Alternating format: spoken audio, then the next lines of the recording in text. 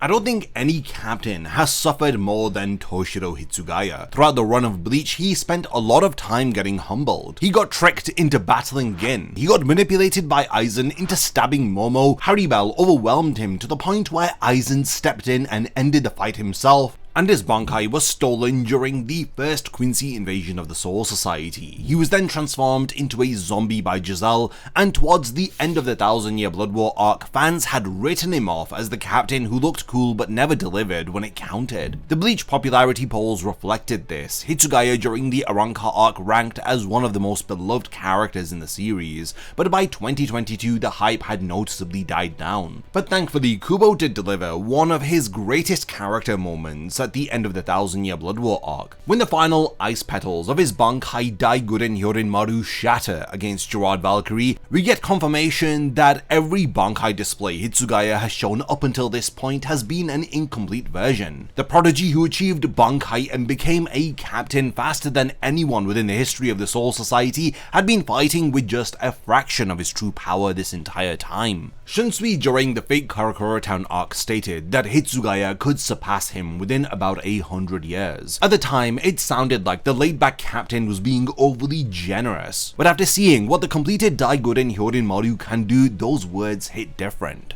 In this video, I'll be breaking down why Hitsugaya's Zanpakuto Hyorinmaru is the strongest ice-type Zanpakuto in the entirety of Bleach. We'll be examining the foreshadowing that Kubo planted years before the reveal. We'll discuss the mechanics of Hitsugaya's adult form and how it compares directly to Rukia's Haka no Togame, and why the upcoming fourth and final core of the 1000-Year Blood War arc anime is going to be significantly enhancing the reveal of Hitsugaya's adult form. Within Bleach, there's a special class of Shinigami who have an incredibly powerful completed Bankai. These are the individuals who are subscribed to the channel. Only 20% of the people who watch these videos are subscribed. If you enjoy these videos and you want to see more, then definitely hit the bell icon and subscribe for even more Bleach videos just like this. You could theorize that Kubo was setting up Hitsugaya's completed Bankai as far back as the Arrancar arc. Within chapter 359, during the fight against Haribel, Hitsugaya states that he dislikes using Tenso Juren.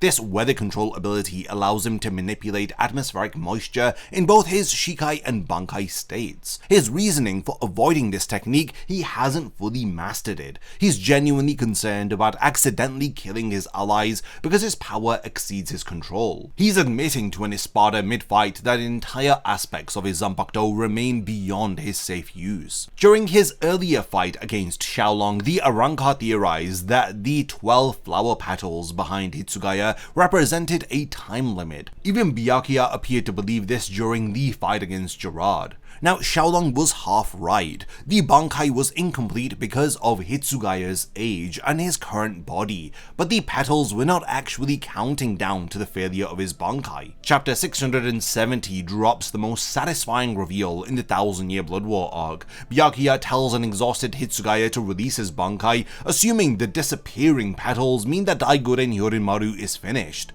Hitsugaya responds that he never said that his Bankai ended when the petals fell. Those 12 ice petals were a countdown to completion. When the final petal shatters, his Bankai reaches full maturity and his body forcefully ages into its adult form. His Zanpakuto spirit recognizes that Hitsugaya's child frame physically cannot contain that incredible amount of spiritual power, so it temporarily upgrades the vessel. Now, this is strikingly similar to the concept of how Gon transformed against Pito during Hunter x Hunter's Chimera Ant arc. It's like borrowing power from your future self. Kubo confirmed some important additional details about Hitsugaya's completed Bankai on his fan club outside. In question and answer 226, a fan asked what would happen if all of Hitsugaya's petals fell during the period when he had an imperfect Bankai. So before those 17 months of training that Hitsugaya did after the defeat of Aizen. Kubo's answer was pretty blunt. He stated that Hitsugaya would have severely injured himself. The Bankai would have damaged its own wielder because his body and power were not synchronized yet. Those 17 months between the end of the Arrancar arc and the Forbring arc were about making sure that Hitsugaya's Hitsugaya's Bankai wouldn't kill him when it reached full power.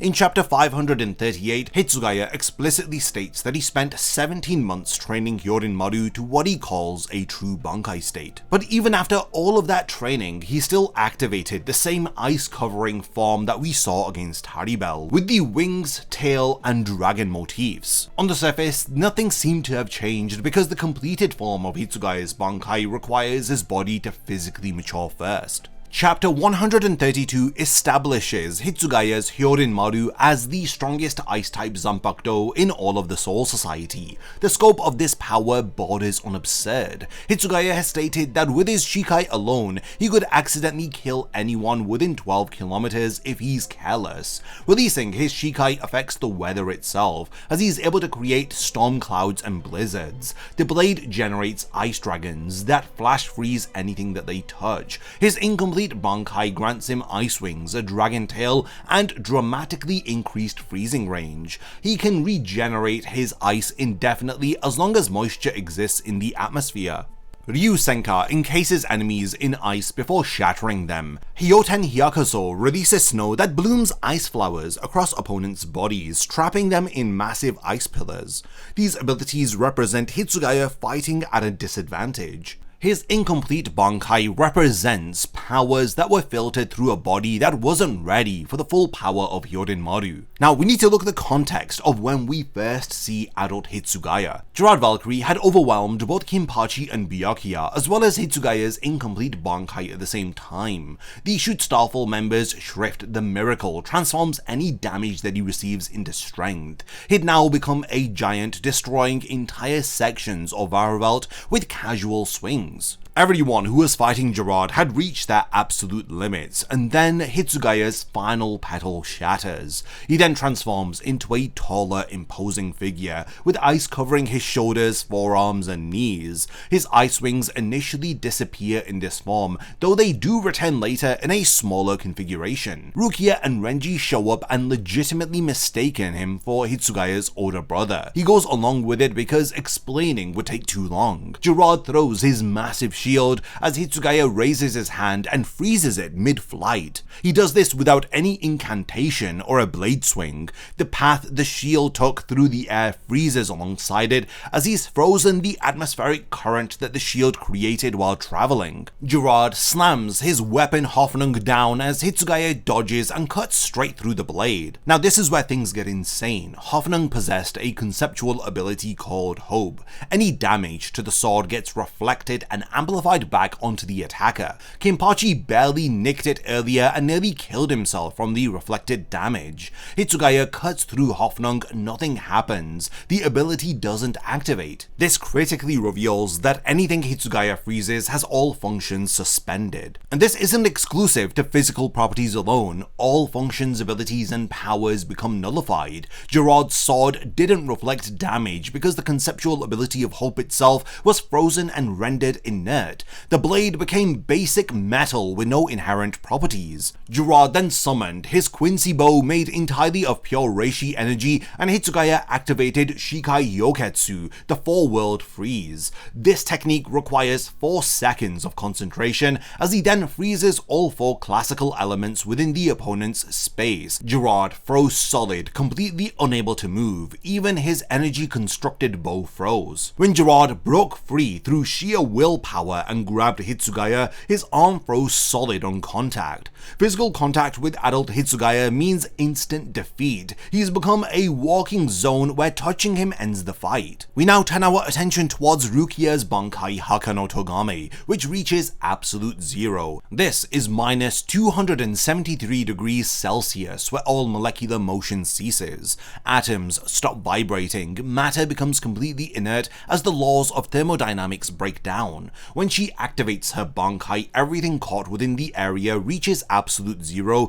instantaneously. The Sternritter Asnod didn't have time to react before he froze solid and faded from existence. Rukia physically transforms in her Bankai with her white hair, the transparent ice blade, with the accompanying beautiful ice kimono. as she literally becomes an incarnation of winter itself. Reaching absolute zero is the theoretical temperature floor, nothing can be colder than this. But here's the important distinction: Rukia freezes things at absolute zero, stopping molecular motion. Histsugaya freezes things and nullifies their fundamental nature. So when comparing both of these ice sanpokdo, you're comparing temperature manipulation versus function nullification. If Rukia freezes a sword, its molecules stop moving. If Histsugaya freezes that same sword, its molecules stop moving and every property that made it function as that specific weapon disappear. Like I mentioned earlier, all conceptual abilities, magical properties, inherent functions are stripped away from the frozen weapon. There's also the issue of durability and sustained use of each of their abilities. Hakano Togame functions as a finishing move with a hard time limit. Rukia can only maintain absolute zero briefly before risking her own death. When she deactivates her Bankai, she must raise her body temperature gradually or she will shatter like ice. Byakuya explicitly warned her about this danger. Her Bankai is newly activated, so she lacks the mastery for extended use. Histsugaya collapsed after fighting Gerard and admitted he was at his limit. The stamina drain hits hard, but his ice regenerates automatically with atmospheric moisture, and he has decades of combat experience with an arsenal of techniques to adapt based on situations. Rukia has one devastating final move, whereas Histsugaya has options and the sustained use of his Bankai for a slightly longer period of time than Rukia. Now, Hitsugaya's adult form has significant drawbacks that prevent Histsugaya from demolishing everyone that he encounters. He was in his adult form for maybe 5 minutes of real combat time, and he collapsed into Byakuya's arms completely exhausted. His incomplete Bankai can be maintained for extended periods while injured. The completed form is a massive power expenditure that he cannot sustain. The activation conditions present another issue. Histsugaya can't enter his adult form on command. He has to wait for all 12 petals to shatter, meaning he must spend time in his incomplete Bankai first. Against Gerard, who kept getting stronger, that delay mattered. If he could access his adult form immediately, maybe they could have defeated Gerard before the miracle makes him too powerful. But honestly, Histsugaya was only able to activate his completed Bankai because he had the assistance of Kinpachi and Byakuya. Other Shinigami lack this restriction. Byakuya activates Senbonzakura Kageyoshi and immediately uses Ika Senjinka. Kinpachi's unrefined Bankai that he released gave him instantaneous access to his full power, albeit he did lose sense of himself. Histsugaya goes through a timed activation sequence while fighting for his life. Hitsugaya's adult form also represents power borrowed from his future self. Histsugaya isn't naturally this strong at his current age. The Zanpakuto temporarily ages his body to handle capabilities that he hasn't developed yet. Every transformation admits that despite all of his training, mastering his Bankai, despite becoming the youngest captain in history, his current self literally still falls short. For somebody whose entire character arc centers around being taken seriously despite his age, this admission cuts deep. He dislikes this transformation because it represents everything that he's worked his entire life to overcome. Now, the great thing is that the fourth and final core of the 1000-Year Blood War arc anime is promising something unprecedented. Cores 1 through to 3 each adapted between 50 to 67 chapters of manga content within each of their 13 episodes worth of runtime. If you have done the math, then you'll know that Core 4 only has 25.5 chapters of the 1000-Year Blood War arc manga left to adapt. So this means over 50% of the final core will consist of content that we've never seen before. Kubo himself teased that some entire episodes will feature scenes that didn't exist in the manga. We have already seen the anime give us extended anime original fight sequences. We saw Renji's true Bankai get several new abilities during the anime exclusive fight against Uryu. The Vizards donned their hollow masks collectively in an anime original scene at the end of Core 3 against Gerard Valkyrie. Shinji's Bankai from the Can't Feel on World light novels appeared within Core 2. Adult Histsugaya only showed up for a handful of chapters in the manga. He demonstrated 2 abilities, then Yubak's Ashvalen ended the fight before we could see anything else from Hitsugaya. The anime definitely has the opportunity to give this a ton of room to breathe. I would love to see even more new techniques from Hitsugaya's adult form. The nullification effect has limitless applications that were never fully explored in the manga. It's no secret that the Bleach manga rushed towards its conclusion at the end of the 1000-year Blood War arc, so a lot of moments were sidelined, and this transformation almost immediately was sidelined after it was introduced. But the anime has the opportunity to fix this. We have now reached the point of the video where I want to hand over the discussion to all of you. Do you agree that Hitsugaya's completed Bankai makes his Hyorinmaru the strongest ice-type Zanpakuto in all of Bleach? How do you think that the anime will expand upon Hitsugaya's fight against Gerard within Core 4? I'd love to know all of your thoughts in the comments, so definitely continue the discussion. And lastly, thanks for making it to the end of this video, and I look forward to seeing you in my next one. A massive thank you goes out to all of my amazing Patreon supporters for helping to make this video possible. If you also want to support the channel and see your name in the end of my videos, then check out my Patreon, which has loads of perks like early video access and so much more. Thank you for sticking around till the end of the video, and whatever you contribute will mean a lot to me.